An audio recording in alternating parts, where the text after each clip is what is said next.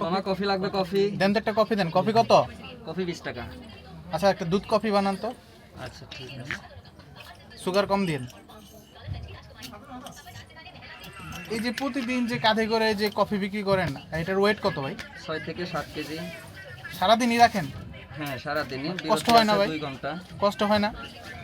হ্যাঁ কষ্ট তো হবেই, কর্ম করলে কষ্ট হবে না? আচ্ছা কয়টার সময় বের হন সকালে? সকালে বের হই 6টা থেকে 7টা। 6টা থেকে 7টা। সারাদিনই কি বিক্রি করেন? লাঞ্চে বিরতি আছে 2-2.5 ঘন্টা। তাছাড়া সারাদিনই থাকে আপনার কাঁধে? হ্যাঁ প্রতিদিন কেমন বিক্রি হয় ভাই?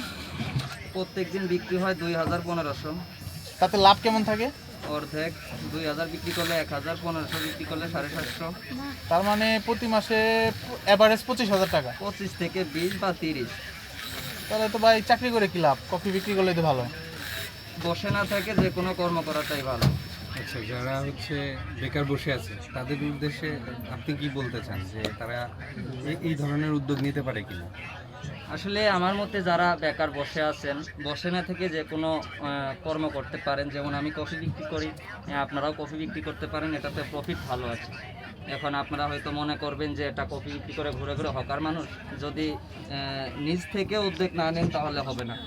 একটু ছোট হলেও, আর কোনো কাজ তো ছোট না, এখন আপনারা যদি ছোট মনে না করেন তাহলে করতে পারেন।